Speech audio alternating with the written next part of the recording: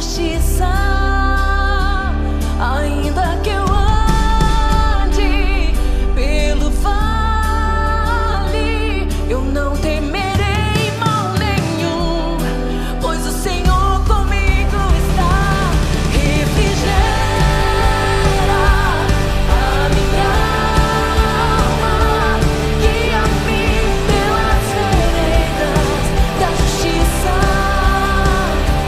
Ainda que eu ande pelo vale, eu não temerei mal nenhum, pois o Senhor comigo está.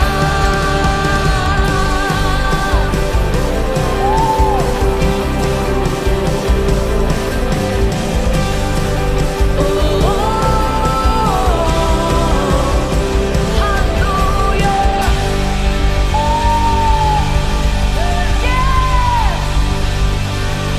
O Senhor está conosco.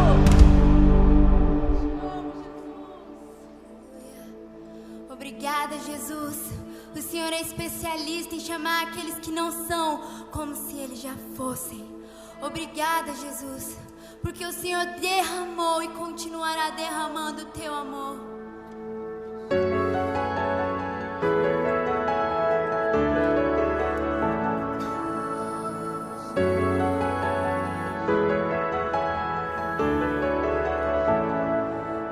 Rei do meu coração, seja minha fortaleza, minha fonte eterna és, oh, minha canção.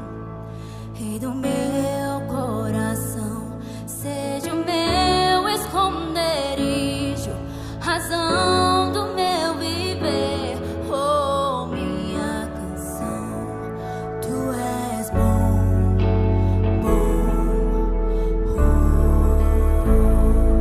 Tu és bom,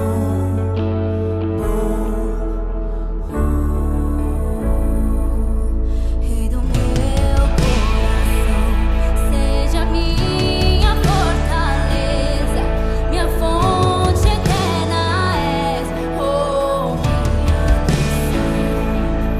Rei do meu coração, seja o meu esconderijo, razão do meu viver, oh, minha canção. Tu és bom,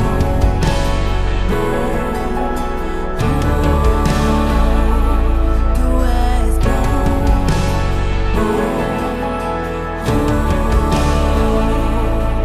Rei do meu coração, seja o vento a soprar, minha âncora no mar, oh, minha canção.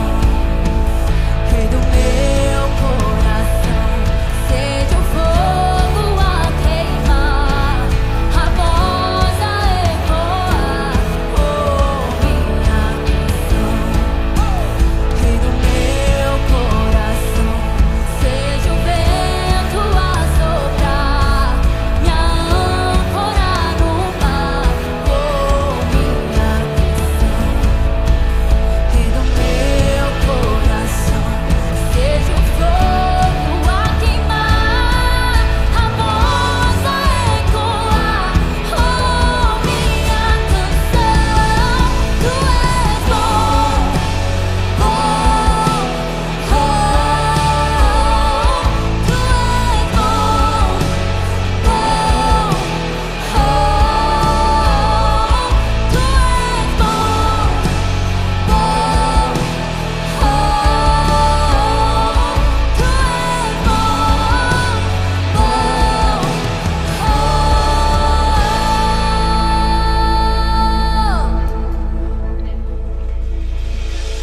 Tu não me deixarás, não me deixarás jamais. Tu não me deixarás, não me deixarás jamais. Tu não me deixarás, não me deixarás jamais. Tu não me deixarás, não me deixarás jamais. Tu não me deixarás, não me deixarás jamais.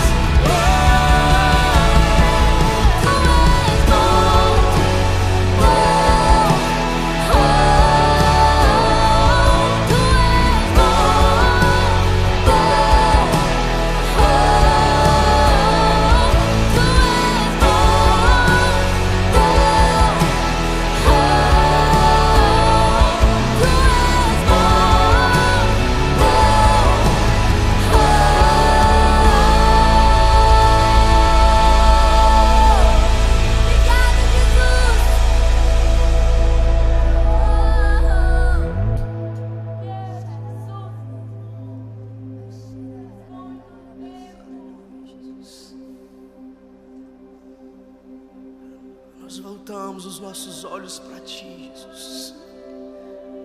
Nós Te adoramos com tudo que temos e com tudo que somos.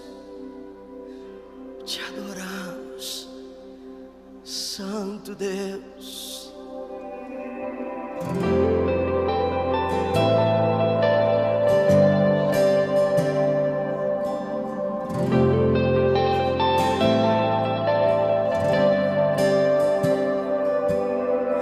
Grande é o nosso Senhor,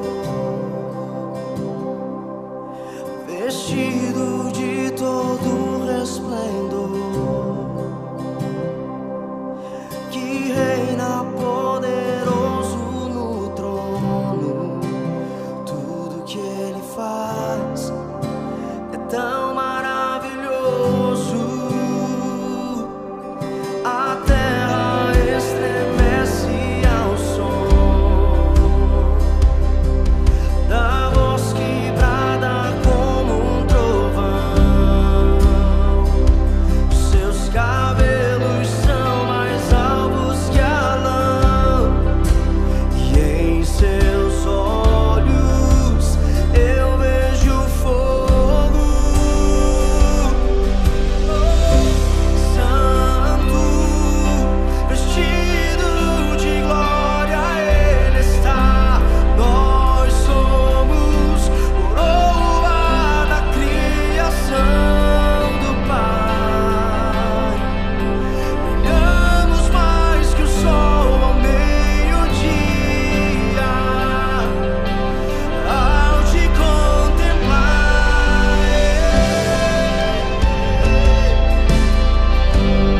Só queremos te contemplar, Senhor.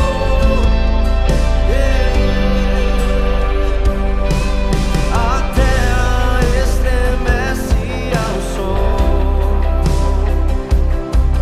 da voz que brada como um trovão. Os seus cabelos são mais alvos que a lã, e em seus olhos eu vejo fogo. Em uma só voz, Santo, vestido de glória, Ele está. Nós somos coroa da criação do Pai. Brilhamos mais que o sol ao meio-dia,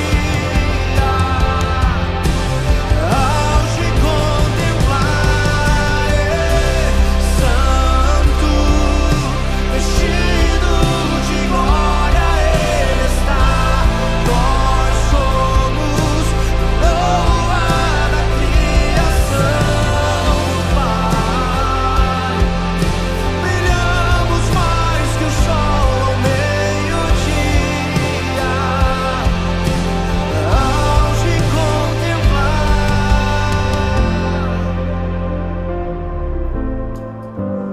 Queremos te ver, queremos te contemplar, Jesus. Nós adoramos aqui, Jesus.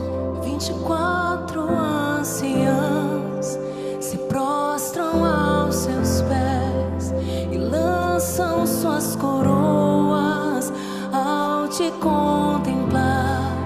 E não há na terra e céu ninguém como o Senhor, que cativa o meu olhar com sua beleza.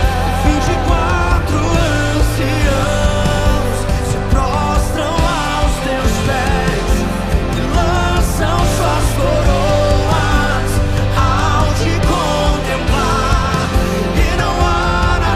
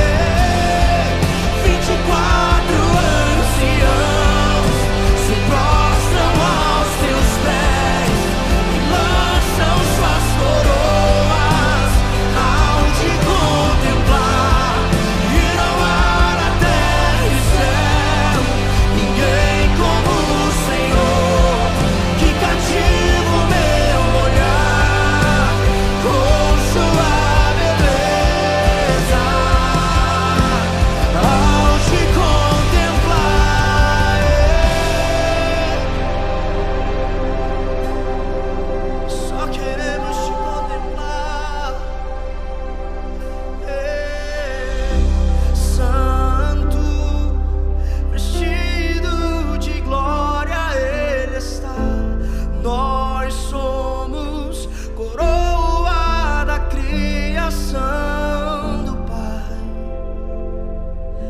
Brilhamos mais que o sol ao meio-dia, ao te contemplar.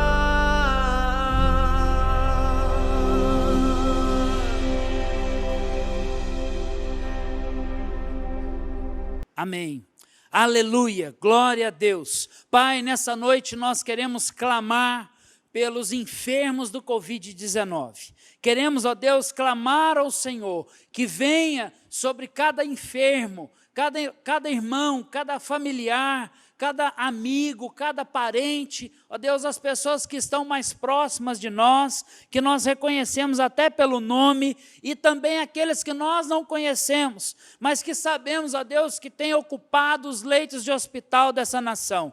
Nós clamamos ao Senhor que pode todas as coisas. O Senhor que já parou pandemia sobre a história, o Senhor que já parou pandemia nos tempos de Moisés, onde a palavra do Senhor diz que quando, ó Deus, o sacerdote balançava o incensário e clamou pela vida, ó Deus, o Senhor fez cessar a praga naqueles dias. Ó Deus, nessa noite nós clamamos, faz cessar a praga dos nossos dias, faz cessar essa peste em nossos dias. Nós clamamos por vidas, nós clamamos, ó Deus, por restauração. Nós clamamos ao Senhor, que o Senhor venha com um sopro de vida, em nome de Jesus. Nós balançamos o incensário nos nossos dias, o incensário da oração. Ouve o nosso clamor nessa noite, em nome de Jesus. Aleluia, glória a Deus. Queria repartir com você uma mensagem que está no livro de 1 Reis, capítulo 4, verso 29 a 30. Deus deu a Salomão sabedoria, discernimento extraordinário e uma abrangência de conhecimento tão imensurável quanto a areia do mar. A sabedoria de Salomão era maior do que de todos os homens do Oriente e do que toda a sabedoria do Egito. A palavra de Deus diz que o Senhor deu a Salomão sabedoria e discernimento. Discernimento tal que nunca houve e nunca haverá homem com tamanha sabedoria como a de Salomão. A palavra de Deus diz que Salomão foi o homem mais inteligente dos seus dias, foi o homem mais sábio, tanto para governar como em prosperidade. Esse discernimento trouxe sobre a vida de Salomão muita prosperidade. A palavra diz que ele tinha só fechados em baias, em cocheiras, ele tinha 12.000 cavalos de guerra. 12.000 cavalos de guerra fechados em baias. Nós temos cidades no Tocantins que não tem 12.000 pessoas. Imagine para aquela época, para aquele tempo, né, uma região árida para alimentar 12 cavalos, né, 12.000 cavalos. Então, a palavra diz que as taças, os copos onde a família real de Salomão tomava as suas bebidas, eram taças de ouro. O discernimento que Salomão tinha trouxe a ele prosperidade. A palavra também diz, outros homens que tiveram muito discernimento, né? Nós sabemos do discernimento que Deus deu a Daniel, né? Que trouxe a ele revelações profundas nos tempos de Babilônia. E esse discernimento livrou ele da morte. Esse discernimento livrou ele de leões, de covas, livrou ele de tantas emboscadas do inimigo daqueles dias. A Bíblia também diz que esse discernimento que veio sobre Daniel, o rei pediu que ele ensinasse os magos daqueles dias acerca do conhecimento que ele tinha. Daniel ministrou sobre os magos daquela época. E de geração após geração, esses magos eram ensinados acerca do escatológico, acerca daquilo que viria, acerca do Messias, acerca do fim dos tempos. Isso foi tão profundo que, geracionalmente, esses magos foram transferindo esse conhecimento, geração após geração, até que a Bíblia diz em Mateus que os magos que tinham discernimento das estrelas, que tinham conhecimento sobre os astros, seguiram a estrela e reconheceram o Messias.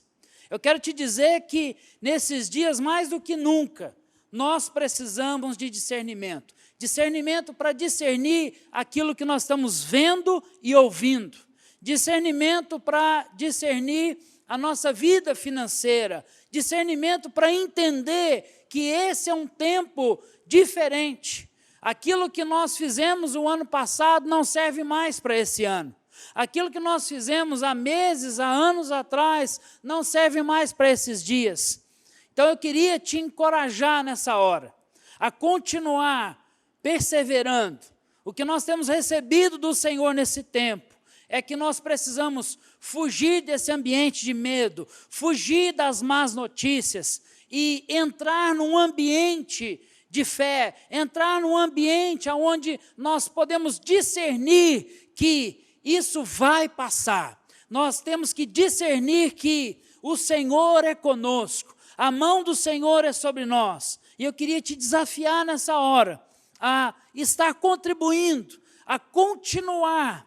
A sua vida financeira faz parte desse movimento de fé. Aquilo que você faz no secreto, também você precisa fazer lá fora. Esse lá fora vem a calhar com a vida prática cristã, e faz parte da vida prática cristã a sua vida financeira. Eu quero te desafiar agora. Você tem aqui os nossos endereços bancários, QR Code, endereço do Pix. Você pode contribuir, você pode manifestar a sua fé, discernindo que esse é um tempo que você precisa continuar permanecendo em fé.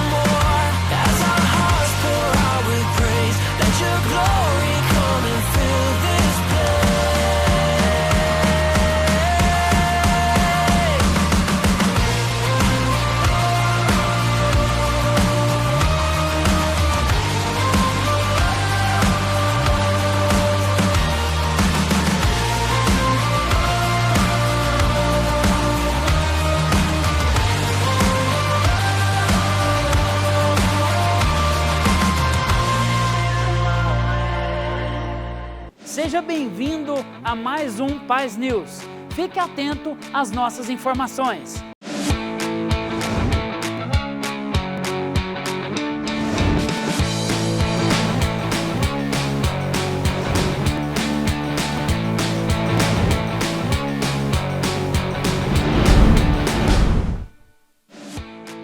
Começou agora em abril mais um módulo da nossa Escola Ministerial Paz, o módulo Libertação, ministrado pelo nosso querido pastor Jackson. Eu queria te convidar a fazer parte desse time que tem crescido em conhecimento, crescido no conhecimento do Senhor. Você que ainda não fez a sua inscrição para entrar na nossa sala virtual, entre no site da igreja e preencha o formulário. O nosso ECC foi remarcado para uma nova data, 12 e 13 de junho de 2021. No meio do ano, nós estaremos experimentando dessa ferramenta incrível que o Senhor tem nos dado para a transformação de casais e famílias. Você que ainda não fez a sua inscrição, pode fazê-la no nosso site oficial da igreja, preenchendo o formulário com os dados e com investimento de apenas R$500. Você que ainda não fez, corre lá que nós estaremos participando e realizando esse tempo incrível com as famílias. Desde o dia 1º de abril, nós iniciamos um tempo de oração, Paz Prayer, uma sala virtual onde nós estamos investindo apenas 15 minutos de oração diária durante 21 dias, onde você pode estar também participando e jejuando conosco. Como funciona?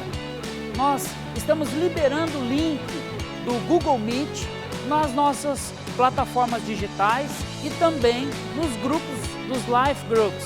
Você que participa de uma célula, procura o seu líder e ele vai te instruir, te orientar como participar dessas salas de oração online. Todos os dias, durante 21 dias, nós estaremos juntos. Os nossos pastores vão estar ministrando uma pequena palavra e um tempo precioso de oração. É tempo de orar, igreja. Conto com a sua presença online. Próxima semana teremos Santa Ceia. Prepare o ambiente na sua casa para que juntos possamos desfrutar da comunhão do corpo e do sangue do Senhor Jesus. Reúna a família, prepare o pão, prepare o suco de uva e vamos juntos desfrutar da comunhão do Senhor. No sábado, dia 10 de abril, das 8 às 10 da manhã, teremos o nosso Drive-Thru do Amor. Você pode passar de carro pela igreja, nós estaremos com uma equipe preparada para estar recebendo uma oferta de alimento e também materiais de higiene pessoal. Nossa equipe, com muito amor e carinho, estará preparada para receber esse alimento. Você não precisa descer do seu carro, vai ser um tempo rápido, onde você pode semear amor através desse primeiro Drive-Thru do Amor. Anote na sua agenda, dia 10 de abril, das 8 da manhã até as 10. Conto com você. O Paz News fica por aqui. Fique agora com a palavra do Senhor, que ela venha ser rema de Deus na sua vida.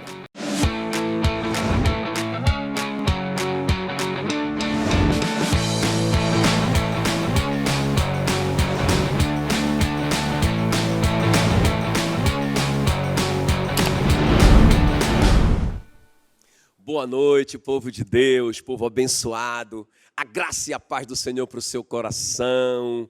Nós vamos passar agora para o ministério da palavra, depois desse tempo de louvor maravilhoso. Eu quero ler só um versículo com você.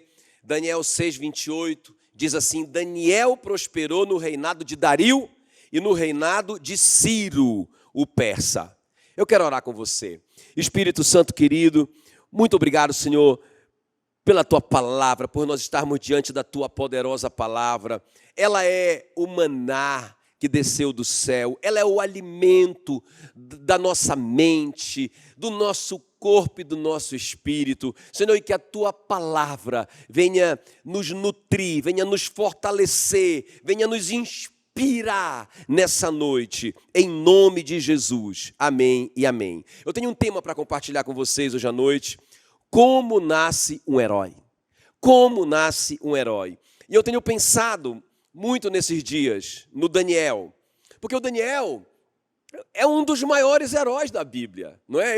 Eu confesso para você que eu nunca tinha pensado no Daniel assim, como um dos maiores heróis da história bíblica, porque ele vai ser, vamos dizer assim, o autor intelectual da libertação do povo de Deus do cativeiro babilônico. Por que eu digo autor intelectual? Porque ele vai influenciar de uma forma estratégica dois homens poderosos que vão ser protagonistas dessa libertação, o rei Ciro e o rei Dario. Então, Daniel conquistou mesmo esses homens, não só como seus amigos pessoais, mas Daniel influenciou esses homens também para o seu Deus. Esses homens se converteram ao Deus de Daniel, passaram a adorar o Deus de Daniel. Então isso vai ser muito importante para essa libertação do povo de Deus de Babilônia, para voltarem ali para Israel. Vocês sabem que o Nabucodonosor tinha invadido Judá, tinha saqueado o templo e tinha levado todo mundo cativo, e eles ficaram no cativeiro por 70 anos. E aí nós vamos ver, nós lemos esse versículo, Daniel prosperou no reinado de Dario e no reinado de Ciro, persa. Esse prosperou aqui não é só que o Daniel prosperou no sentido financeiro, mas Daniel cresceu nesses reinados, Daniel influenciou esses reis, Daniel se tornou alguém muito importante. Na verdade, nós vamos ver que ele se tornou o primeiro ministro de todo o império babilônico, que tinha 120, vamos dizer assim, nações, países. E o Daniel se tornou o grande primeiro-ministro de tudo isso. Então, queridos, é muito, muito tremendo isso aqui. Nós vamos ver na Bíblia que quem vai libertar o povo de Judá ali, do cativeiro babilônico para Israel, em primeiro lugar é o Ciro, não é? O rei Ciro, um desses amigos de Daniel. Olha o que diz aí Neemias 2:9, no primeiro ano do reinado de Ciro, como rei da Babilônia, ele mandou, foi uma ordem, que o templo fosse reconstruído. O Esdras vai confirmar isso lá em Esdras 5:13. Então foi o rei Ciro que deu uma ordem, esse rei poderoso, depois que o Nabucodonosor morreu, não é? O filho dele assumiu e a Babilônia foi conquistada pela Pérsia. E aí o Ciro, rei da Pérsia, ele vai libertar o povo do cativeiro. Ele vai pagar essa conta. Imagina, vai enviar um povo enorme, com muito dinheiro, com muito ouro, com toda a matéria-prima para construir de novo o templo para Deus, porque ele começou a amar o Senhor, e ele fez isso.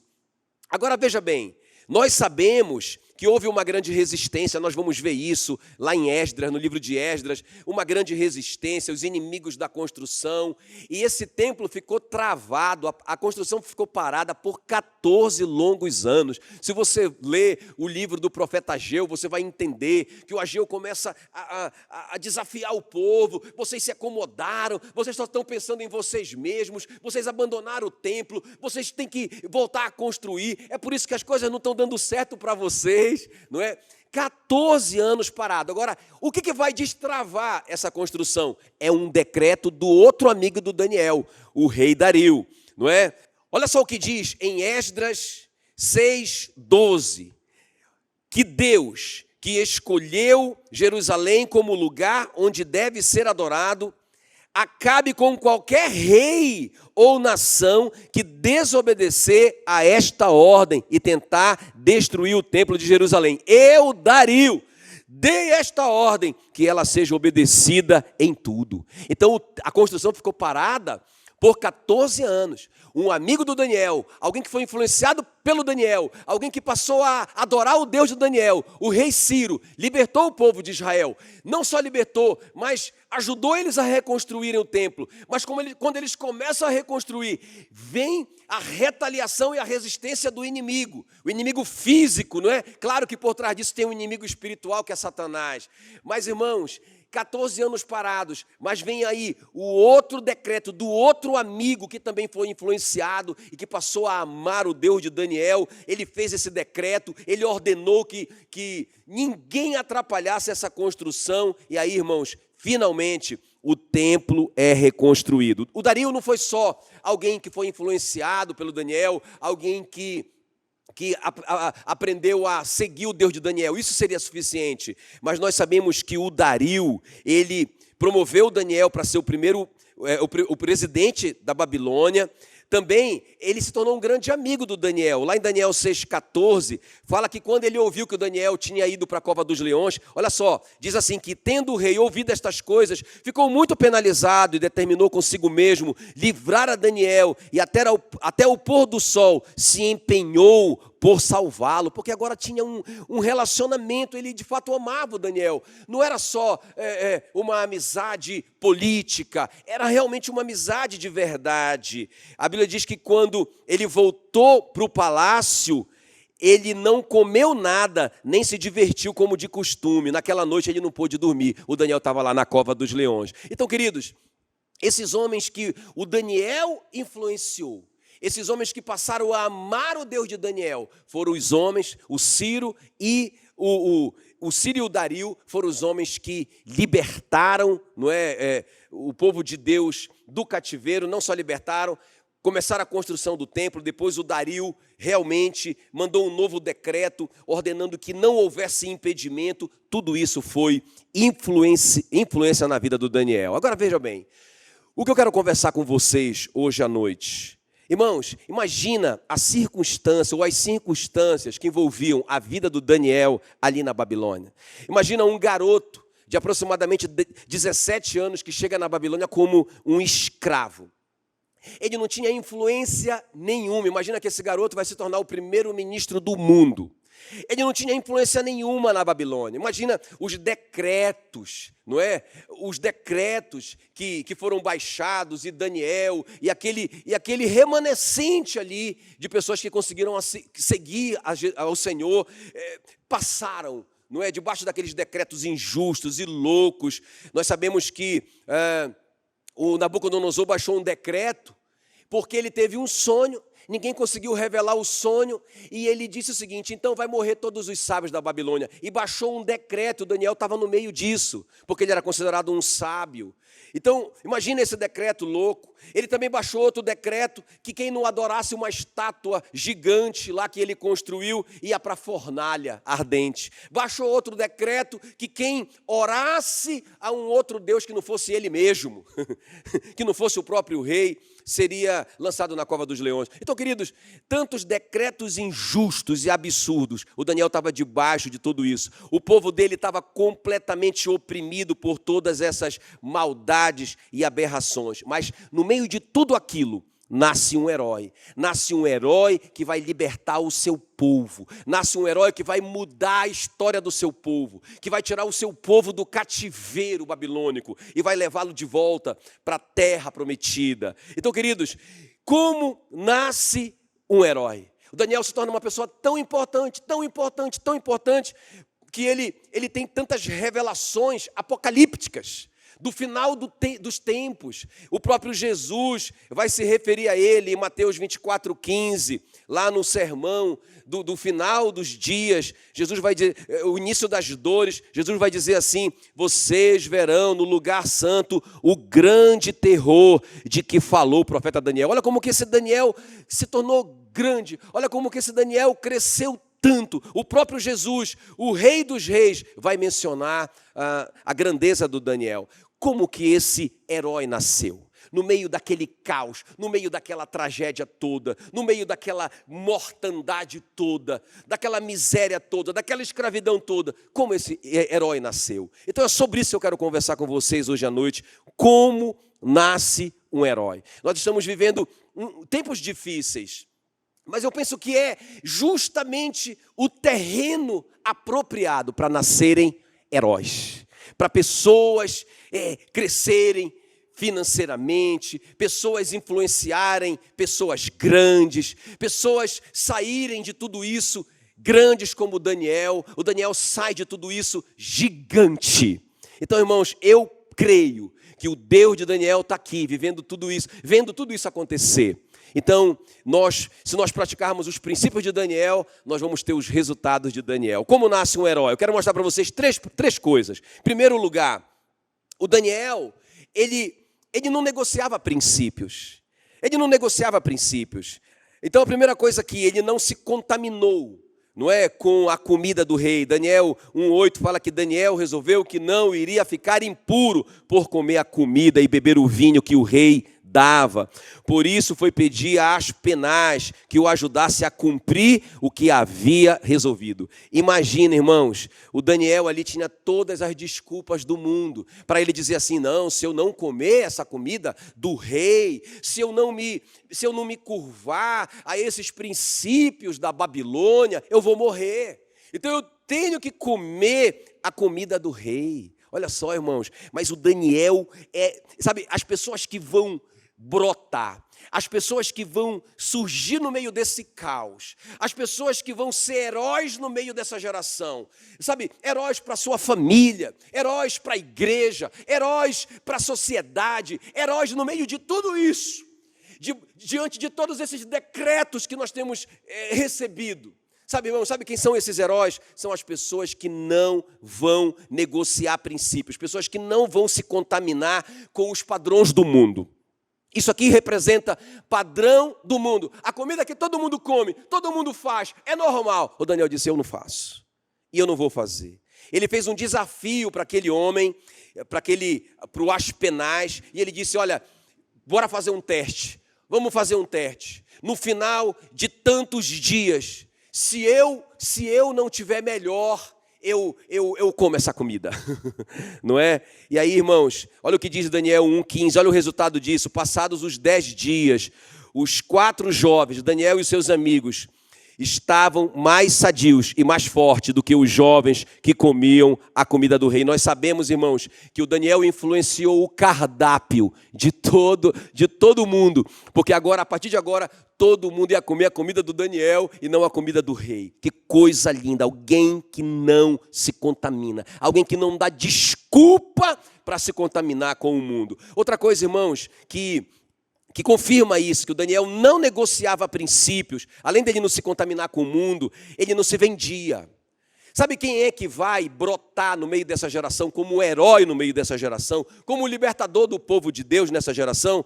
São pessoas que não se vendem. Eu acho tremendo, irmãos, o que acontece em Daniel 5,16. Olha só, o que o rei, o filho do Nabucodonosor, o Belsazar, disse para o Daniel, olha, se você lê o que está escrito aí na parede, e me explicar o que quer dizer essas coisas, você será vestido de roupas de púrpura, receberá uma corrente de ouro para pôr no pescoço e será a terceira autoridade mais importante do meu reino. O Daniel respondeu o seguinte, o Senhor pode ficar com os seus presentes. Meu Deus do céu. Irmão, sabe quem são as pessoas que vão prosperar, que vão crescer no meio dessa geração, que vão romper, que vão sair do outro lado, muito maiores do que entraram? Sabe quem são essas pessoas? São as pessoas que não vão se vender. Imagina, irmãos, um rei poderoso, o homem mais poderoso do mundo. Ele viu na parede, ele estava ali celebrando com seus oficiais uma festa, com muitas mulheres, eles estavam bebendo muito. Aí ele mandou que pegassem as coisas de ouro, as taças de ouro que o Nabucodonosor, o pai dele, tinha levado do templo de Israel. Aí sabe o que ele fez? Ele começou a beber ali, começou a distribuir aquelas coisas sagradas para aquelas mulheres, para aquelas prostitutas. Irmãos, quando ele estava fazendo isso, veio uma mão de um homem, rasgando a parede e escrevendo na parede o veredito do juiz. A Bíblia diz que ele ficou tão desesperado que ele tremia dos pés à cabeça e ele gritava desesperado como uma criança. Ele chamou várias pessoas para tentar descobrir o que era aquilo, ninguém descobriu nada. Foi a rainha mãe que disse para ele, tem um homem que tem o espírito dos deuses no seu reino. Ele está aqui no meio do seu reino, o nome dele é Daniel. Ele servia ao seu pai, o Nabucodonosor. Chame ele que ele vai te dizer o que é. Irmãos, e agora imagina, esse homem já diz logo de cara para o Daniel, olha Daniel, é o seguinte, eu vou te dar muito presente, eu vou te fazer muito grande, eu vou te abençoar, vê aí o que é que você vai falar no meio dos meus oficiais para mim. O Daniel disse, pode guardar os seus presentes. Eu vou dizer para você o que Deus falou quando ele escreveu essas. Foi a mão de Deus que escreveu isso na sua parede. E o Daniel falou para ele assim, olha, Deus resolveu terminar o seu reinado. O seu reino foi pesado na balança e pesou muito pouco, ou seja, você não significa nada, você é nada para Deus. O seu reino será dividido e entregue aos medos e aos persas. E isso se cumpriu. Na manhã seguinte, o Belsazar estava morto. Queridos, o Daniel, ele era um homem que não negociava princípio. Ele não se contaminava com o mundo, ele não se vendia, mas também ele não se corrompia. Eu acho tremendo isso. Daniel 6,4 diz que os outros ministros e os governadores procuraram achar um motivo para acusar Daniel de ser mau administrador, mas não encontraram nada. Não encontraram nada. Daniel era honesto e direito. Ninguém podia acusá-lo de ter feito qualquer coisa errada. Olha só que coisa tremenda, irmãos. Quem são as pessoas que vão surgir no meio dessa geração? Quem são as pessoas que vão sair dessa pandemia muito maiores do que entraram? Quem são as pessoas que vão sair dessa situação com respeito de todos, admirado por todos? Quem são as pessoas que vão ser promovidas no seu local de trabalho, na sua igreja, e vão ser promovidos na sociedade? Quem são essas pessoas? Quem são esses Daniéis? Daniel significa o Senhor é a minha justiça. Quem são essas pessoas? São as pessoas que não se corrompem. São as pessoas que não se corrompem. Daniel estava ali no meio do poder, envolvido com vários reis, mas ele nunca se corrompeu. Os caras tentaram encontrar alguma coisa na vida do Daniel, mas não encontraram nada. Eu acho tremendo isso. Eu acho tremendo. Quando o Daniel sai da cova dos leões, olha o que ele vai dizer para o rei Dario. Daniel 6:22. O meu Deus enviou o seu anjo e fechou a boca aos leões para que não me fizessem dano, porque foi achada em mim inocência diante dele, de Deus. Também contra ti, ó rei, não cometi delito algum. Que coisa tremenda. Irmão, olha o veredito que Deus vai dar do Daniel em Ezequiel 14:14. Quando Deus ia trazer um julgamento sobre Israel, ele disse para o profeta Ezequiel: mesmo que Noé, Daniel e Jó estivessem vivendo aí, estivessem nessa terra, a honestidade desses 3 homens salvaria apenas a vida deles. Eu, o Senhor, falei. Pensa no homem que, aos olhos de Deus, era um homem íntegro, um homem honesto. E por último aqui, não é? O Daniel, ele não negociava princípios, então ele não se contaminou com o mundo, ele não se vendeu, ele não se corrompeu, mas ele também, irmãos, não se recusou a dar sempre o seu melhor. Sabe quais são as pessoas que vão romper? Sabe quais são as pessoas que vão romper no meio de tudo isso? Sabe quem são os heróis dessa geração? Aqueles que fazem mais do que lhes foi pago para fazer. Eu acho tremendo isso. Pensa bem, irmãos. Olha só o que diz Daniel 6:1. Pareceu bem a Dario constituir sobre o reino a 120 sátrapas ou governadores que estivessem por todo o reino. E sobre estes, 3 presidentes, dos quais Daniel era um, aos quais estes governadores prestassem conta, para que o rei não sofresse dano. Então Daniel agora já vai ser um dos 4 homens mais poderosos do mundo. O rei e esses 3 presidentes. Agora olha só, versículo 3. Então o mesmo Daniel se distinguiu destes 3 presidentes e sátrapas, porque nele havia um espírito excelente, e o rei pensava em estabelecê-lo sobre o reino. Ou seja, nós sabemos que ele se tornou o primeiro-ministro depois da cova dos leões. Agora, irmãos, sabe, tinha esse coração no Daniel, fazer mais do que foi pago para eu fazer. Fazer sempre o melhor, ser excelente. Imagina ele como escravo. Quanto ganhava um escravo? Não é? Irmãos, não ganhava nada. Mas ele fazia a coisa com excelência, ele foi prosperando, ele foi crescendo. Sabe, aquele homem excelente em tudo que ele fazia. São essas pessoas que vão romper, irmãos. Sabe, não tem lugar para quem está deitado reclamando da vida. Não tem lugar para quem está frustrado, só falando mal de todo mundo e criticando todo mundo. Não, irmãos, eu penso que é um momento da gente se destacar. É o momento da gente fazer o melhor, onde nós estamos implantados. O que você está fazendo? O que você está trabalhando? Onde que você trabalha agora? Faça o seu melhor, faça mais do que você foi pago para fazer. São essas pessoas que vão romper. Eu te falei que o Daniel não quebrava princípio. O que isso tem a ver com princípio? Ah, pastor, peraí, princípio, tudo bem, eu entendo, Daniel não se contaminou com o mundo, não comeu a comida do rei, princípio, legal. Daniel era um homem honesto, princípio, legal. Mas o que diligência, excelência tem a ver com princípio? Irmão, está na Bíblia. A Bíblia diz que a mão diligente dominará, vai liderar. Sabe, a pessoa que é diligente, a pessoa que é excelente no que faz, a pessoa que faz mais do que lhe é pago para fazer, são as pessoas que vão liderar, são as pessoas que vão governar. Mas a pessoa preguiçosa será sujeita a trabalhos forçados. Então, sabe, irmão, tem esse negócio de ficar dizendo: ah, eu não tenho sorte, ah, esse que teve mais sorte do que eu, ah, esse aqui, não sei o que lá. Ah, irmão, quem vai romper? Quem vai ser o herói dessa geração? São aqueles que não negociam princípios. E é um princípio a gente ser diligente. O Daniel não negociava isso. Olha o que diz Provérbios 22:29. Vês um homem perito na sua obra, perante reis será posto, não entre homens de baixa sorte. Irmãos, quem estabelece reis e quem remove reis é o Senhor. Quem vai te promover é o Senhor no meio dessa geração. Então a primeira coisa aqui, irmãos, eu vejo na vida desse homem, que foi um grande herói. Eu não digo nem um herói nacional, um herói de projeção internacional, que tira o seu povo do cativeiro em outra nação e leva de volta para a terra prometida. Foi a influência dele.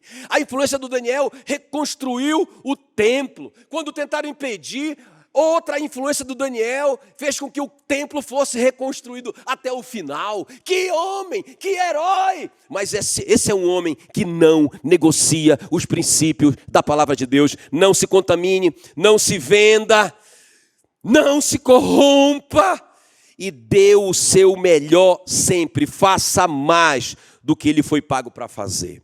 Em nome de Jesus. Agora, deixa eu falar aqui rapidamente. Outra coisa que eu vi aqui no Daniel. A palavra era a sua principal fonte de inspiração. Sabe, irmãos, as pessoas que vão romper, as pessoas que vão sair disso aqui, olha, heróis, ok?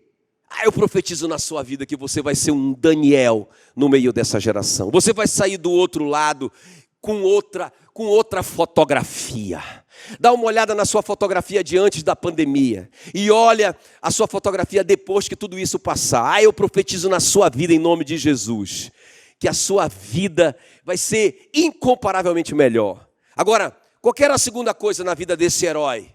Qual era a segunda coisa? A palavra era a sua principal fonte de inspiração. Olha o que diz Daniel 9:2. Gente, no meio da tribulação, no meio desses decretos absurdos, no meio de uma situação de miséria, de escravidão, o que o Daniel está fazendo? Daniel 9:2. No primeiro ano do seu reinado, no reinado de Dario, eu estava estudando os livros sagrados e pensando nos 70 anos que Jerusalém ficaria arrasada, de acordo com o que o Senhor Deus tinha dito ao profeta Jeremias. Ele estava estudando a Bíblia, ele estava se enchendo da palavra. Sabe, irmãos, eu já sei, infelizmente, como pastor já sei, não é? De pessoas que já pararam de ler a Bíblia faz tempo. De pessoas cuja sua inspiração é a televisão, é só a internet, é o comentário das pessoas. Essa que é a inspiração dessas pessoas. É disso que eles estão se alimentando. Sabe, irmão, todo mundo na crise ali, na Babilônia ainda, todo mundo no cativeiro ainda. O cativeiro não é o melhor lugar para se viver. E o Daniel está buscando inspiração na palavra de Deus. O Daniel está buscando uma solução, uma resposta na palavra de Deus. Eu te pergunto hoje à noite, qual tem sido a sua inspiração no meio de tudo isso? Como que você quer terminar essa história? Como um herói ou como um fracassado que vai justificar o seu fracasso? Foi a pandemia que me fracassou. Sabe, o Daniel tinha tudo, irmão, para justificar o fracasso dele, mas ele estava lá, buscando inspiração. Quando eu falo inspiração, eu estou falando alimento para a mente mesmo. Sabe, irmãos, imagina, se eu estava pensando nisso. Se eu estava passando aqui na cidade e eu vi uma pessoa tirando ali lixo, não é? Lixo para comer. E aí me veio assim um pensamento. Já pensou? Eu quero te pedir licença para te falar essa coisa aqui, talvez não seja muito agradável, mas vai ser um bom exemplo. Eu pensei assim, imagina se alguém falasse assim para você: olha, lá perto da minha casa tem um lixeiro top. É de um apartamento assim de luxo, então o lixo nem está muito estragado. É uma comida que dá para comer. Tem pouco bicho nela ainda. Você não toparia ir lá repartir um pouco desse lixo comigo? O que você responderia? Talvez alguns já até embrulharam o estômago. Me perdoe, eu tinha que falar isso. Não é? Mas sabe o que, irmãos? A gente tem muito cuidado com o que a gente come fisicamente, está certo. Isso é muito bom. Faça isso mesmo. Mas sabe, eu quero te dizer uma coisa, a sua mente também come. E a gente parece que não tem essa mesma preocupação quando se trata de alimentar nossa mente com lixo. Então, eu quero te desafiar hoje à noite. Sabe qual é a sua fonte de inspiração? O que está inspirando a sua mente? Onde você está buscando motivação? Onde você está buscando direção? Onde você está buscando fé para passar por tudo isso? Sabe, eu digo que a nossa mente, irmãos, é como um jardim. Sabe, é como um jardim, ninguém precisa plantar mato. Ninguém precisa plantar erva daninha, vai nascer de qualquer jeito. Mas se a gente quiser realmente colher fruto no nosso jardim, a gente vai precisar de um esforço organizado. A gente vai precisar decidir o que a gente planta. A gente vai precisar decidir cultivar o que a gente plantou. É isso que eu estou te falando do seu pensamento, da sua vida de pensamento. Eu tenho falado aqui nesse púlpito que se você semear um pensamento, você vai colher um feito. Se você continuar semeando esse feito, isso vai virar um hábito na sua vida. Tomara que seja um hábito bom, tomara que seja um pensamento bom, que sejam feitos bons e hábitos bons. Se você continuar semeando esse hábito, você vai gerar um caráter em você, você vai ser essa pessoa. Você vai ser essa pessoa, e esse caráter vai gerar um destino. Então, na verdade, o nosso destino na vida está sendo determinado pela nossa vida de pensamento. E eu quero te desafiar no meio disso aqui, irmãos. Porque eu creio que isso aqui não é só uma mensagem de domingo. Eu creio que é uma palavra profética do Espírito Santo para o nosso coração. Sabe, irmãos, o Espírito Santo está esperando um posicionamento nosso, um posicionamento do seu povo, um posicionamento dos Daniéis, um posicionamento do crente cujo Deus é a sua justiça. Um crente que não negocia princípio. Um crente que não se contamina com o mundo, um crente que não se corrompe, que não se vende, um crente que faz mais do que ele foi pago para fazer. Mas um crente, irmãos, que a sua principal fonte de inspiração, de motivação, é a palavra de Deus. Eu quero te desafiar a gerar esse hábito da palavra de Deus. Eu digo que hábito é assim, gente. Hábito começa assim, olha. Hábito começa assim. Hábito é como o lançamento de um foguete. Sabia que quando um foguete é lançado, 70% do combustível é queimado no lançamento? Porque no lançamento tem que ter muita energia, tem que ter muita força para romper toda a resistência. Mas quando ele chega lá em cima, irmãos, ele vai praticamente flutuar, ele vai gastar o mínimo de energia possível. Eu quero te desafiar, rompa a sua vida de pensamento, mude o que você está alimentando o seu espírito, mude o que você está plantando no seu jardim, comece a pensar na palavra de Deus, rompa essa inércia, mude seus hábitos, em nome de Jesus Cristo. Sabe, o Daniel é esse camarada, que a principal fonte de inspiração, esse é o segredo dele, a palavra, no meio da crise, ele não abre mão da palavra de Deus. E último lugar para a gente orar, ok, queridos? Então, primeira coisa aqui, na vida do Daniel, não negocia princípio. Segunda coisa, a palavra de Deus é a sua principal fonte de inspiração. E terceiro e último lugar para a gente orar, sabe, um homem que é totalmente dependente do Senhor pela oração. Dependência total do Senhor em oração. Eu acho tremendo isso. Daniel 2,13 diz assim: saiu o decreto, segundo o qual deviam ser mortos os sábios, e buscaram a Daniel e os seus companheiros para que fossem mortos. Pensa, um decreto de morte, vai morrer. Porque o Nabucodonosor, não é, ele tinha sonhado, e ele chamou todos os sábios e profetas e magos da Babilônia, e ninguém deu conta de revelar o seu sonho. Porque também, na verdade, o Nabucodonosor falou assim: não, eu não quero que vocês me expliquem o sonho, eu quero que vocês primeiro descubram o que eu sonhei. Né? Um deles disse assim: é impossível isso. Homem nenhum tem esse poder. Só os deuses têm esse poder de descobrir o que o Senhor sonhou.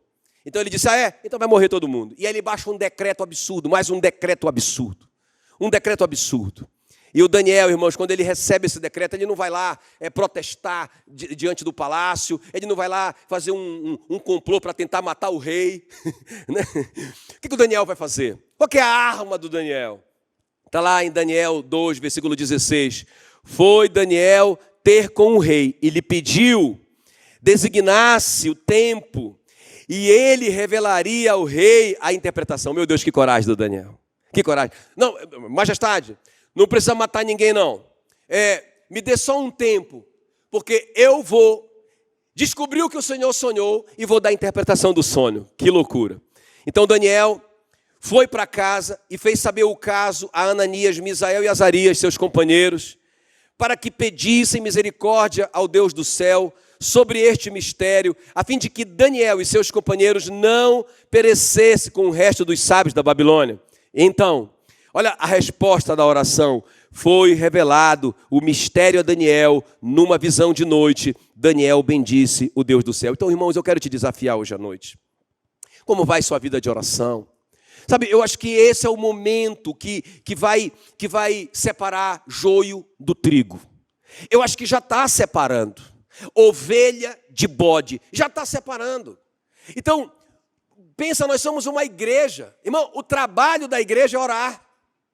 Nós estamos aqui para ligar na terra, nós temos a autoridade para ligar na terra. Se nós ligarmos na terra, Jesus disse, olha, vocês, a igreja, o que vocês ligarem na terra, terá sido ligado no céu. E o que é que nós estamos fazendo? No meio de tudo isso, aí vem um decreto, aí vem uma decisão, aí vem uma notícia, aí vem mais mortes. E aí, irmãos, em vez da gente dobrar o joelho e ligar na terra as promessas do Senhor, o que é que a gente está fazendo? Eu digo que a gente está fazendo. Eu digo que a maioria da igreja está fazendo, está reclamando, está murmurando, está desistindo. Então, sabe, é muito lindo o que o Daniel vai fazer. Sabe, é um decreto, irmão, é um decreto, você vai morrer. O decreto é, você vai morrer, prende o cara, você vai morrer.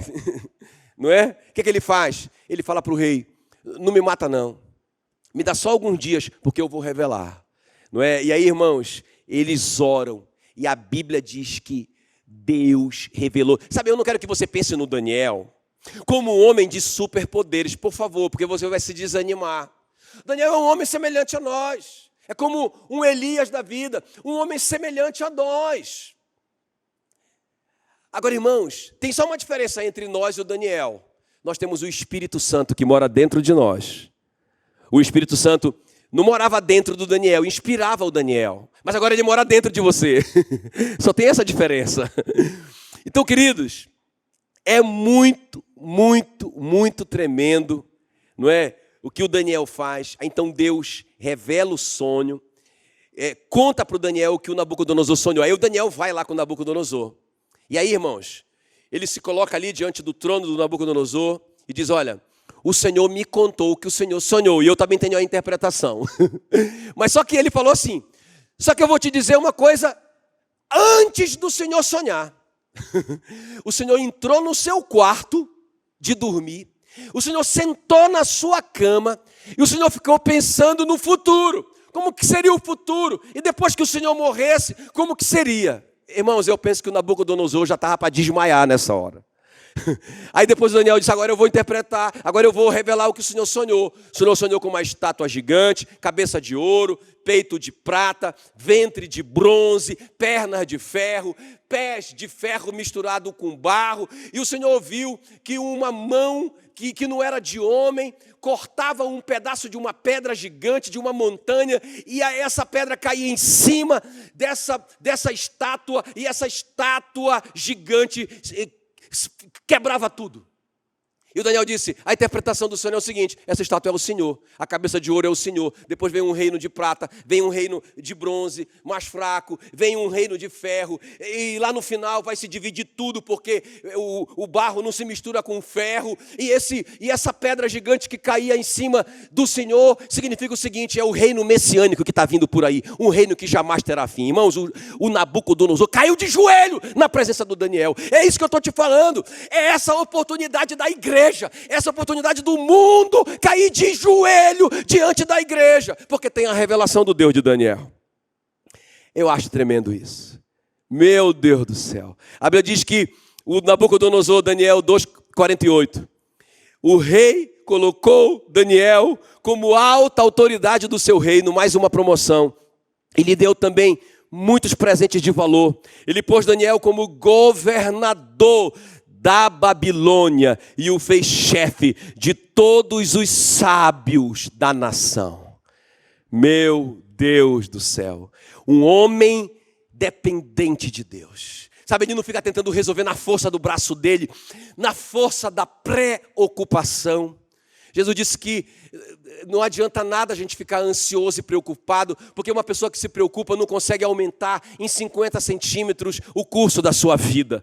A preocupação é inútil, mas a oração é poderosa. Não andem ansiosos por coisa alguma, mas em tudo orem.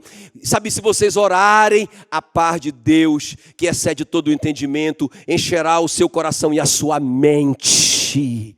Aleluia. Glória a Deus. E sabe, eu acho tão tremendo. Deixa eu terminar com isso aqui.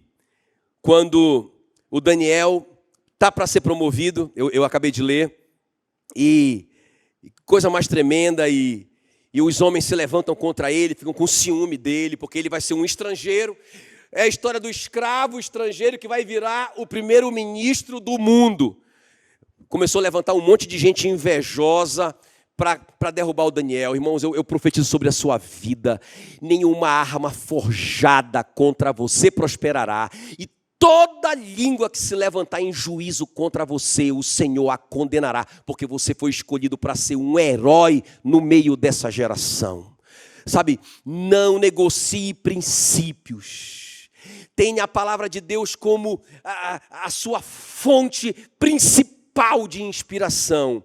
E seja dependente de Deus em tudo, na sua vida de oração. Irmãos, e nada, nem ninguém vai conseguir deter você. Eu acho tremendo, esses caras então tentam derrubar o Daniel. E eles convenceram o rei Dario a baixar um decreto. Olha lá, outro decreto injusto, outro decreto absurdo, outro decreto sem pé nem cabeça. E aí, irmãos, veja bem, o Dario então, convencido por aqueles homens, baixa o decreto. O que era o decreto? Qualquer homem que orasse a qualquer Deus que fosse, que não fosse o Deus Dario, não é? Seria lançado na cova dos leões. E quando ele assinou o decreto e carimbou com o seu anel de sinete, e o Daniel soube disso, agora como que ele fica sem orar? Como que o homem de Deus fica sem oração? Irmãos, o Daniel, eu fico imaginando ele pensando, quando ele estava caminhando para a sala de oração dele, não é? Eu quero ler com você esse texto, Daniel 6:10. Quando Daniel soube que o rei tinha assinado a ordem, voltou para casa. No andar de cima havia um quarto com janelas que davam para Jerusalém. Daniel abriu as janelas, ajoelhou-se e orou, dando graças ao seu Deus. Dá graças a Deus. Graça por quê, Daniel? Você não está entendendo? Você está dando graça pela sua morte, porque você está orando e tem um decreto que você não pode orar. Então você está agradecendo pela sua morte. Meu Deus, ele consegue dar graças a Deus. E ele dá graças a Deus. Ele se ajoelha e dá graças a Deus. E fala assim que ele costumava fazer isso 3 vezes ao dia. Os inimigos de Daniel foram juntos até a casa dele e o encontraram orando ao seu Deus. Irmãos, pensa bem, um cara que é um estadista, um cara super ocupado, um primeiro-ministro, que é responsável por 40 dos 120 estados, um homem que viajava demais. Meu Deus do céu, e esse homem conseguia orar 3 vezes ao dia. 3 vezes ao dia. Um homem completamente dependente do Senhor. Um homem que não atribuía o sucesso dele a ele mesmo, mas completamente ao seu Deus. Irmãos, então, esses homens viram Daniel orando, denunciaram o Daniel, e quando eles denunciaram o Daniel, a Bíblia diz que o Dario, que era amigo dele, tentou livrá-lo daquela situação. Mas olha só que coisa interessante, olha só, escuta bem o que eu vou te dizer. Os caras disseram assim para o rei, que queria ajudar o pastor Daniel, que queria ajudar a igreja. Não é pastor, não. Daniel não é pastor. Daniel é um governante mesmo. Mas eu estou ilustrando como se ele fosse a igreja, ou o representante da igreja. Irmãos, aquele rei queria ajudar o Daniel. E sabe o quê? Os caras disseram assim, você está preso na lei, você está limitado pela lei, a lei não deixa você ajudar o Daniel, você tem que obedecer à lei. Meu Deus do céu. Meu Deus do céu, nem o rei podia ajudar o Daniel. Nem o rei podia fazer nada pelo seu amigo. Que coisa tremenda. Mas, irmãos, Deus o livrou, não da cova dos leões. Talvez Deus não livrou a gente da pandemia. Talvez Deus não livrou a gente do que a gente está vivendo. Talvez não livrou você de um desemprego. Ou não livrou você de uma situação de perder a sua renda, diminuir a sua renda. Mas sabe, irmãos, Deus não livrou o Daniel da cova, mas livrou o Daniel lá na cova, e isso foi melhor. Isso foi tremendo, porque isso se tornou um testemunho tão gigantesco, tão grande. No outro dia, quando Dario foi lá, ele gritou: Daniel, Daniel, Daniel, terá o seu Deus que você tanto ama livrado você dos leões. Irmãos, e aí o Daniel gritou de lá: ó rei, vive, vive o rei, meu senhor. Ah, o Senhor não encontrou nada, nada que eu fiz contra ele, nem contra o Senhor. Meu Deus do céu, irmãos, o Dario ficou tão impressionado. Olha o que ele vai dizer. Olha o que ele vai dizer, Daniel 6:25. Então o rei Dario escreveu uma carta para os povos de todas as nações. Todas as nações. Olha o herói internacional que está nascendo no meio de uma calamidade, porque ele pratica os princípios corretos.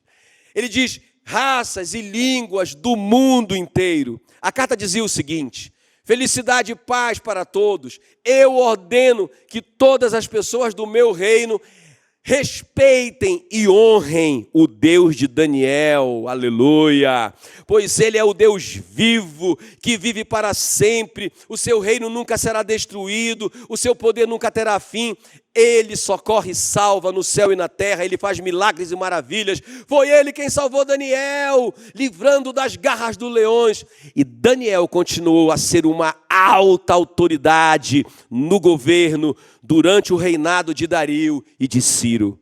Meu Deus do céu. Um homem totalmente dependente do Senhor em oração. Amém, queridos? Eu quero orar por você agora, em nome de Jesus. Quero abençoar a sua vida e sua família, em nome de Jesus. Senhor, muito obrigado, ó Deus, por esse momento, pela tua palavra. Senhor, eu estou pregando para heróis nessa noite.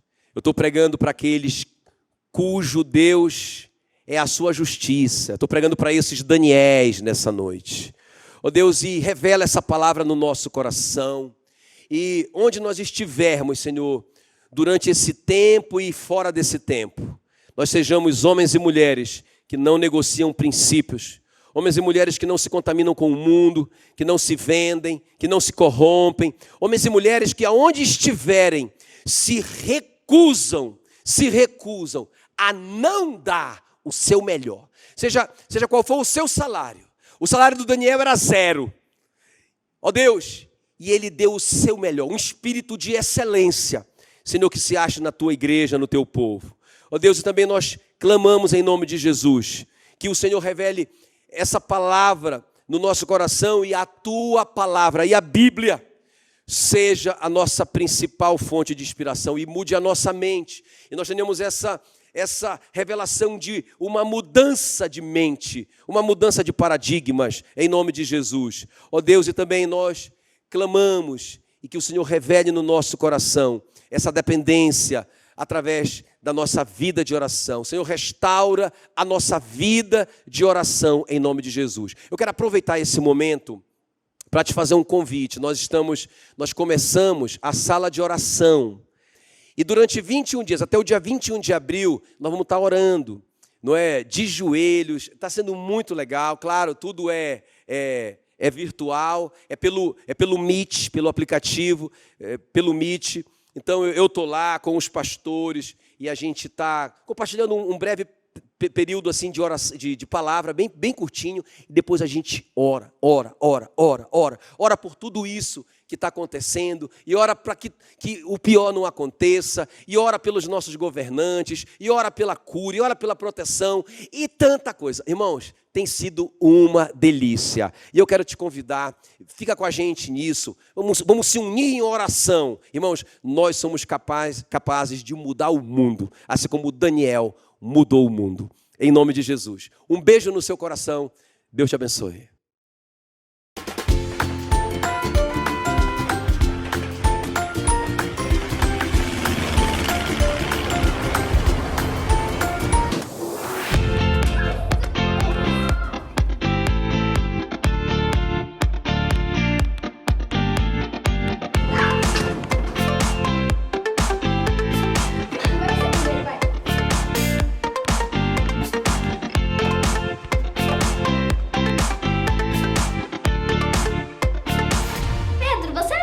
ganhar muitos ovos de Páscoa esse ano? Acho que não, Marissa.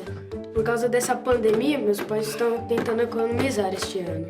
Páscoa sem ovos? Sem chocolate? Nossa, que sem graça! Também acho, mas tem que entender meus pais. Por causa dessa pandemia, nem posso ir visitar meus avós. Não vou ganhar nenhum ovo de Páscoa. Nossa, que chato, pois esse ano eu vou ganhar um monte de ovos. Já pedi pros meus pais um ovo bem grande, pros meus avós um maior ainda e pra minha tia com surpresa dentro. Olha, sabia que ano passado eu comi tantos ovos que fiquei até com dor de barriga. Oi, crianças! Vocês sabem qual é o verdadeiro sentido da Páscoa? Claro! É você ganhar muito ovo de Páscoa e comer muito chocolate. É dia de ficar junto com a família, comer chocolate e comemorar. Eu acho que eu preciso explicar algo para vocês. Na Bíblia, a Páscoa tem 2 significados muito importantes. A celebração da primeira Páscoa e o sacrifício do Cordeiro Pascal. Oi? Como assim? Eu não entendi nadinha. Na Páscoa, nós celebramos a ressurreição de Jesus, o Filho de Deus, que morreu por nós. Vocês conhecem a história da Páscoa cristã? Meus pais já me contaram essa história. Jesus foi crucificado por nós. Sim, é isso mesmo! Mas onde aparece o coelhinho nessa história? Os ovos de Páscoa, o chocolate. Sem o coelho, essas coisas não tem graça a Páscoa. Marissa, querida, está na hora de você descobrir a verdadeira história da Páscoa. Vamos lá para a salinha que a tia vai contar direitinho para vocês. Bora? Pois é, crianças. Hoje eu vou contar para vocês a verdadeira história da Páscoa. Quem aqui já ouviu falar dessa história e sabe o verdadeiro significado da Páscoa? Meus pais já me contaram essa história, não é, Miqueias? Verdade! Jesus é o nosso Cordeiro. Ele morreu para nos salvar. Nos salvar? Como assim? Nos salvar do quê, tia? Calma, crianças. Eu vou contar tudinho para vocês. Tudo começou há muito tempo atrás no Egito. Os israelitas foram escravizados pelos egípcios, mas Deus tinha prometido os libertar. Então ele enviou pragas devastadoras sobre o Egito. Fez muitos milagres, mas Faraó não libertou o povo. Então Deus decidiu enviar uma praga mais devastadora de todas. Em uma só noite, o filho mais velho de cada casa do Egito seria morto. Deus enviou 10 pragas no Egito, não é, tia Leia? Isso mesmo, mas para os israelitas seria uma noite de livramento. Livramento? Como assim? É que para fazer distinção entre o povo de Deus e o povo egípcio, a família de cada um dos israelitas matou um cordeiro, sacrificou o cordeiro. Sacrificou um cordeiro? Como assim? Sim, Celine, cada família dos israelitas sacrificou um cordeiro, pegou o sangue e colocou nas ombreiras da porta. Quando o anjo viu, o sangue ali não entrou e o filho mais velho dos israelitas não foram mortos. Os israelitas pegaram os cordeiros sacrificados e assaram. Fizeram também pães sem fermento. Por que pães sem fermento? É que eles tinham que sair com pressa, não dava tempo de esperar o pão ser levedado. Eles tinham que sair rápido, comer rápido e pegar tudo que eles tinham e sair. Deus havia dito para eles que eles estivessem preparados, pois naquela mesma noite eles seriam livres. Eles não seriam mais escravos? Deus libertou eles? Deus prometeu e cumpriu. Naquela mesma noite, o filho de Faraó foi morto. Então Faraó mandou os israelitas embora. Eles saíram dali vitoriosos. E o que é melhor, sem nenhuma única batalha. Esse foi um dia de julgamento para os egípcios, mas de salvação para o povo de Deus. E para lembrar deste dia, Deus instituiu a Páscoa, que significa passagem. Nossa, que louco! Então se isso acontecesse hoje, eu como irmão mais velho teria morrido? Não, cara! Eu te amo muito! Calma, Miqueias. Deus já providenciou tudo isso. No Novo Testamento, a palavra de Deus nos fala que nós fomos escravizados sim pelo pecado, mas Deus providenciou um escape, o seu filho Jesus. Os israelitas sacrificaram o cordeiro para salvar suas famílias. Deus sacrificou o seu único filho em nosso lugar.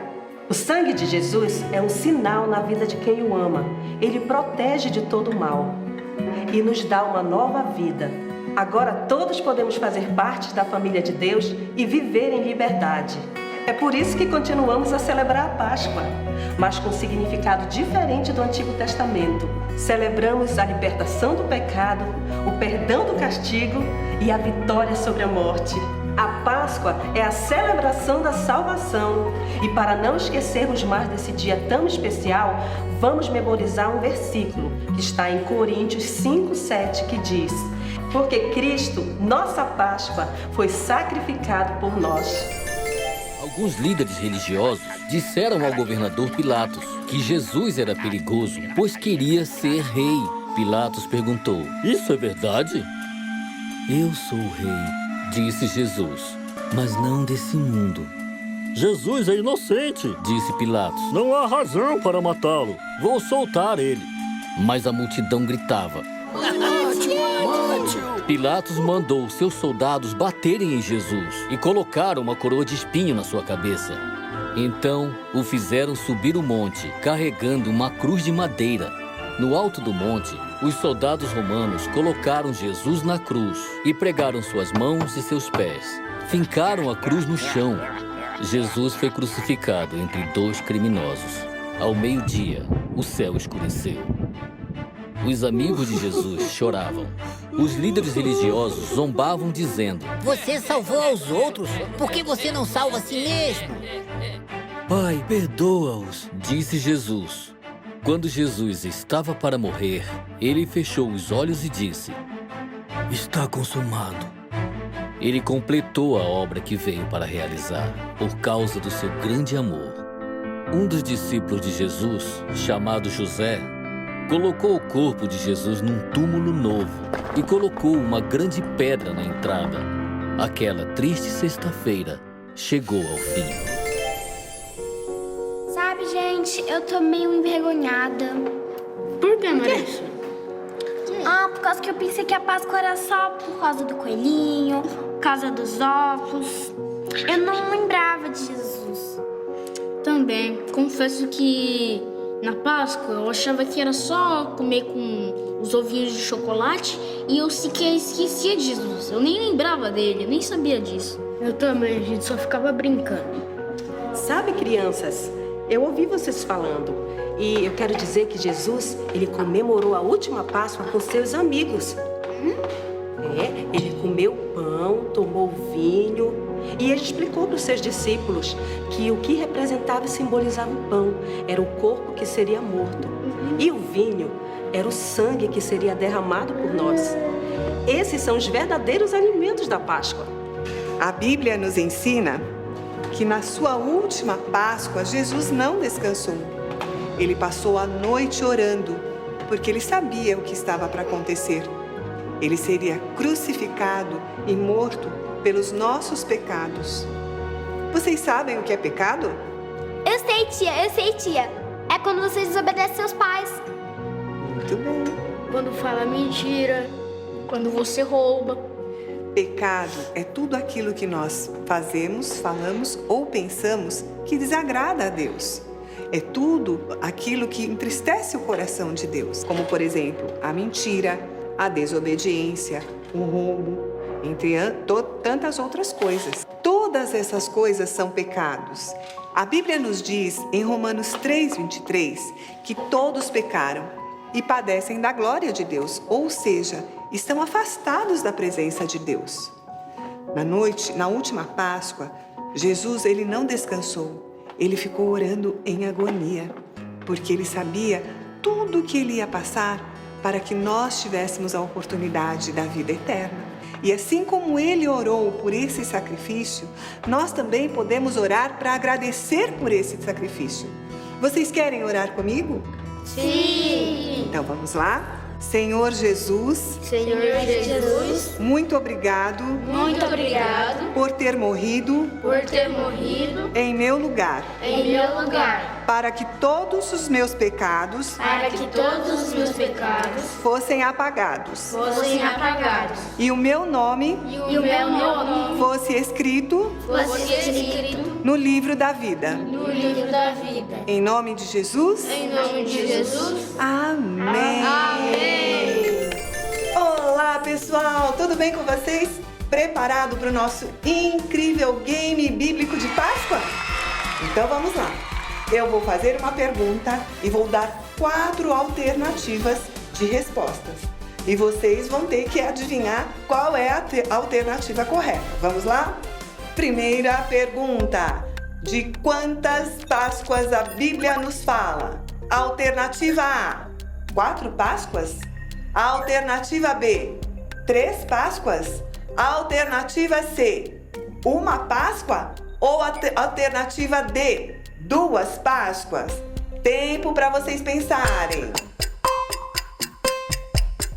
Se você respondeu alternativa D, 2 Páscoas, muito bem, você acertou! Vamos lá! Segunda pergunta. A primeira Páscoa se apresenta em que parte da Bíblia? Alternativa A, Novo Testamento. Alternativa B, Apocalipse. Alternativa C, Gênesis. Ou alternativa D, Antigo Testamento. Tempo para vocês pensarem. Se você respondeu alternativa D, Antigo Testamento, parabéns, você acertou de novo! Terceira pergunta. Na primeira Páscoa, o cordeiro foi morto e seu sangue passado nos batentes da porta para proteger da morte o filho caçula. Alternativa A. O filho do meio.